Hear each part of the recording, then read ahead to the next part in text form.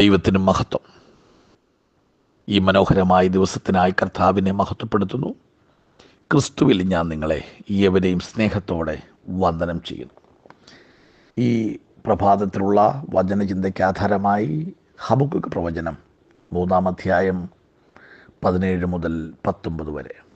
അത്തിവൃക്ഷം തളിർക്കയില്ല, മുന്തിരിവള്ളിയിൽ അനുഭവം ഉണ്ടാകുകയില്ല, ഒലിവ് മരത്തിൻ്റെ പ്രയത്നം നിഷ്ഫലമായി പോകും, നിലങ്ങൾ ആഹാരം വിളയിക്കയില്ല, ആട്ടിൻകൂട്ടം തൊഴുത്തിൽ നിന്ന് നശിച്ചു പോകും, ഗോശാലകളിൽ കന്നുകാലി ഉണ്ടായിരിക്കയില്ല. എങ്കിലും ഞാൻ യഹോവയിൽ ആനന്ദിക്കും, എൻ്റെ രക്ഷയുടെ ദൈവത്തിൽ ഘോഷിച്ചുല്ലസിക്കും. യഹോവയെ കർത്താവിൻ്റെ ബലമാകുന്നു, അവൻ എൻ്റെ കാൽ പേടമാൻ കാൽ പോലെയാക്കുന്നു, ഉന്നതികളുടെ മേൽ എന്നെ നടക്കുമാറാക്കുന്നു. അനുഗ്രഹിക്കപ്പെട്ട ദൈവ വചനത്തിനായി കർത്താവിനെ മഹത്വപ്പെടുത്തുകയാണ്. മീഖ ഇസ്രായേലിൻ്റെ ഒടുവിലത്തെ പ്രവാചകൻ ആയിരുന്നതുപോലെ ഹബക്കൂക്ക് യഹൂദയിലെ അവസാന പ്രവാചകനാണ്. ആലിംഗനം എന്നാണ് ഹബക്കൂക്ക് എന്ന വാക്കിൻ്റെ അർത്ഥം. ദുഷ്ടന്മാരുടെ അഭിവൃദ്ധിയും നീതിമാന്മാരുടെ കഷ്ടതയും കണ്ടപ്പോൾ ആസാഫിനെ പോലെ ഹബക്കൂക്കും ചിന്താക്കുഴപ്പത്തിലായിത്തീർന്നു. അവൻ തീഷ്ണതയോടെ പ്രസംഗിക്കുകയും ആത്മാർത്ഥതയോടെ പ്രാർത്ഥിക്കുകയും ചെയ്തെങ്കിലും യഹൂദയ്ക്ക് യാതൊരു മനപരിവർത്തനവും ഉണ്ടാകാതെ വന്നപ്പോൾ എല്ലായിടത്തും അക്രമവും അനീതിയും നിയമരാഹിത്യവും മാത്രമേ പ്രവാചകന് കാണുവാൻ കഴിഞ്ഞുള്ളൂ. അതുകൊണ്ട് ഹൃദയവ്യതയോടെ പ്രവാചകൻ ചോദിക്കുന്നത്, ദുഷ്ടതയെ ശിക്ഷിക്കാതെ ദൈവം എത്രത്തോളം മൗനമായിരിക്കും എന്നാണ്. 1-ാം അധ്യായം മുഴുവൻ ഹബക്കൂക്ക് പ്രവാചകൻ്റെ ചോദ്യമാണ്. എത്രത്തോളം ഞാൻ അയ്യം വിളിക്കുകയും നീ കേൾക്കാതിരിക്കുകയും ചെയ്യും? സാഹസ നിമിത്തം ഞാൻ എത്രത്തോളം നിന്നോട് നിലവിളിക്കുകയും നീ രക്ഷിക്കാതിരിക്കുകയും ചെയ്യും? നീ എന്നെ നീതികേട് കാണുമാറാക്കുന്നതും പീഡനം വെറുതെ നോക്കുന്നതും എന്തിന്? കവർച്ചയും സാഹസവും എൻ്റെ മുമ്പിൽ ഉണ്ട്, കലഹം നടക്കുന്നു, ശണ്ട ഉളവായി വരുന്നു. അതുകൊണ്ട് ന്യായപ്രമാണം അയഞ്ഞിരിക്കുന്നു, ന്യായം ഒരു നാളും വെളിപ്പെട്ടു വരുന്നില്ല. ദുഷ്ടൻ നീതിമാനെ വളഞ്ഞിരിക്കുന്നു, അതുകൊണ്ട് ന്യായം വക്രതയായി വെളിപ്പെട്ടു വരുന്നു. ഈ വല്ലാത്ത ഒരു കാലത്തിലായിരുന്നു പ്രവാചകൻ ഹബക്കൂക്ക് ജീവിച്ചിരുന്നത്. ഇന്ന് ഈ കാലഘട്ടം എടുത്തു പരിശോധിച്ചാൽ നല്ലൊരു പങ്ക് ദൈവജനവും ഈ വചനത്തോട് യോജിക്കും എന്നെനിക്കറിയാം. കാര്യം എത്ര പ്രാർത്ഥിച്ചിട്ടും റിസൾട്ട് കാണാതെ വരുമ്പോൾ പ്രാർത്ഥിച്ച് കുഴയുന്നതല്ലാതെ ഒരു ദൈവപ്രവൃത്തി കാണുവാൻ കഴിയുന്നില്ലല്ലോ എന്ന് ചിന്തിക്കുന്ന ചിലരെങ്കിലും എന്നെ കേൾക്കുന്നുണ്ടാവാം. നാളുകളായി അനുഭവിക്കുന്ന അസമാധാനം, ജീവിതത്തിൽ ചുമക്കുന്ന വലിയ ഭാരം,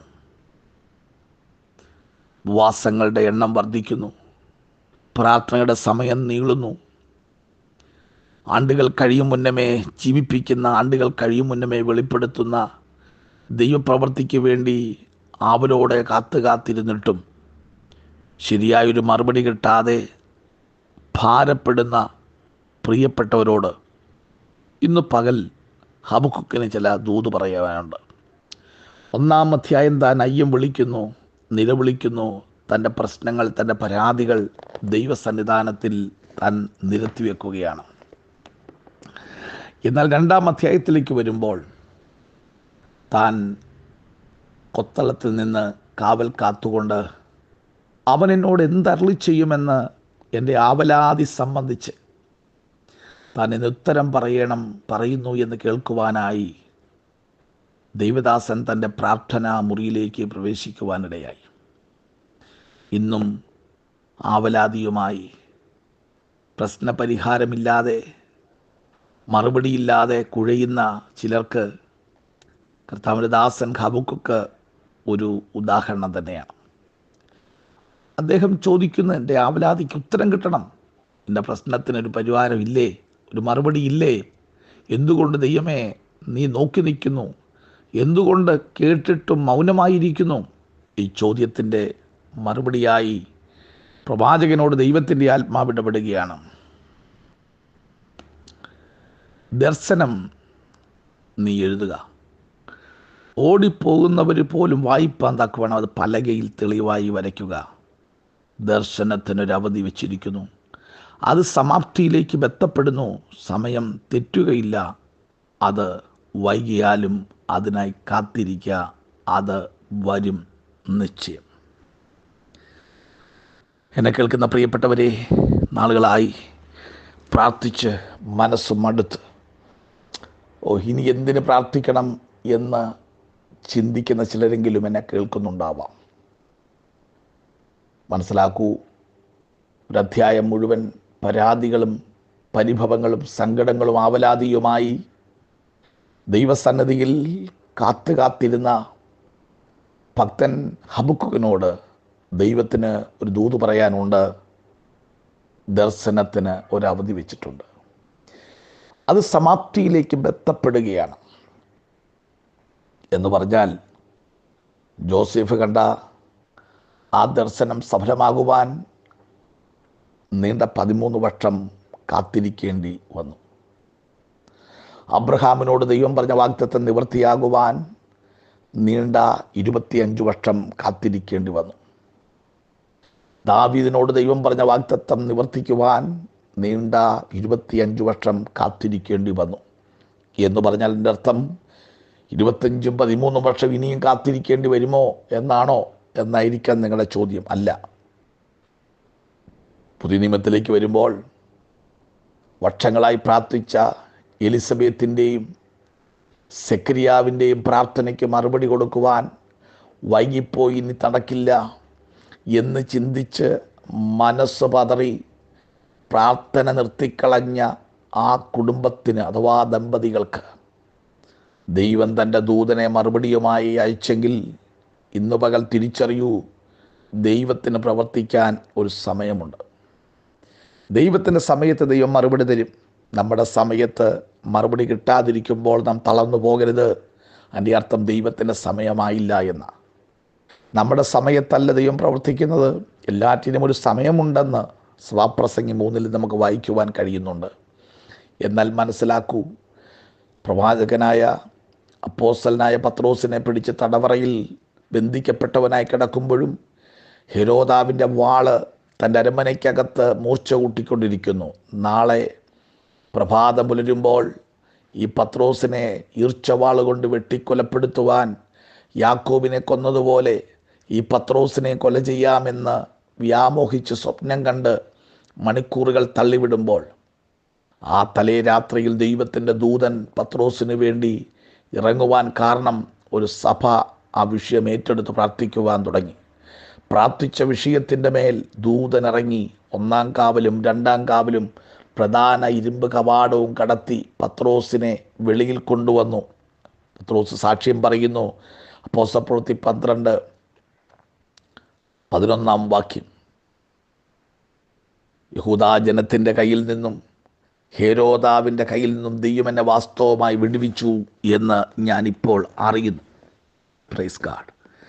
എന്ന് പറഞ്ഞാൽ രക്ഷപ്പെടുകയില്ല, ഇതിനകത്ത് നിന്ന് പുറത്തു വരികത്തില്ല, ഇനി പുറം ലോകം കാണത്തില്ല എന്ന് പൈശാചിക ശക്തികളും മതത്തിൻ്റെ ശക്തികളും അന്ധകാര ശക്തികളും കൈകോർത്ത് പിടിച്ച് ഇതിനകത്ത് നിന്നൊരു മോചനമില്ലെന്ന് വെല്ലുവിളിക്കുന്ന ആ പൈശാചിക തേർവാഴ്ചകളെ തകർത്തെറിഞ്ഞുകൊണ്ട് ദൈവത്തിൻ്റെ പ്രവൃത്തി അപ്പോസ്തലൻ പത്രോസിൽ വെളിപ്പെട്ട് വരാൻ കാരണം പ്രാർത്ഥിക്കുന്ന ചില സഹോദരിമാർ ദൈവസനം മുട്ടുമടക്കി എന്നുള്ളതാണ്.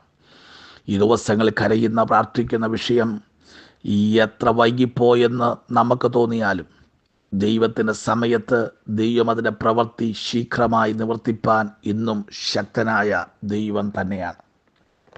അതുകൊണ്ട് മനസ്സിലാക്കണം, ഹബക്കൂക്ക് തൻ്റെ ചോദ്യങ്ങൾക്ക് മറുപടിക്ക് വേണ്ടി കാത്തിരിക്കുമ്പോൾ ദൈവം പറയുന്നു, ദർശനത്തിന് ഒരവധി വെച്ചിട്ടുണ്ട് എന്ന് പറഞ്ഞാൽ നിൻ്റെ പ്രാർത്ഥനയ്ക്ക് ദൈവം വെച്ചിരിക്കുന്നൊരു സമയമുണ്ട്. നമ്മൾ തിടുക്കത്തിൽ ചില മറുപടി കിട്ടിയാൽ കൊള്ളാം എന്ന് ആഗ്രഹിക്കുമ്പോഴും ഒരു പ്രോസസ്സിങ് ടൈം ഉണ്ടെന്നുള്ളത് മറന്നു പോകരുത്. ദൈവം നീ പറഞ്ഞ പ്രാർത്ഥനാ വിഷയങ്ങൾ പഠിച്ച് അതിൻ്റെ ഗൗരവം മനസ്സിലാക്കി ആമേൻ അതിന് തരേണ്ട മറുപടി കൃത്യസമയത്ത് നമ്മുടെ കരങ്ങളിൽ തരുവാൻ ഇന്നും വിശ്വസ്തൻ തന്നെയാണ്. അല്പം വൈകി എന്ന് വിചാരിച്ച് ദൈവം നമ്മെ കൈവിട്ടതല്ല, ദൈവം നമ്മെ മറന്നതല്ല, മറിച്ച് ഒരു മഹത്വം വെളിപ്പെടുത്തുവാനാണെന്ന് ഇന്ന് രാവിലെ നാം തിരിച്ചറിയേണ്ടിയിരിക്കുന്നു. നാം വായിച്ച കുറുവാക്യത്തിലേക്ക് വരുമ്പോൾ ഹബക്കൂക്കിൻ്റെ ചോദ്യങ്ങൾക്കെല്ലാം ശക്തവും വ്യക്തമായൊരു മറുപടിയാണ് ദൈവം നൽകി കൊടുക്കുന്നത്.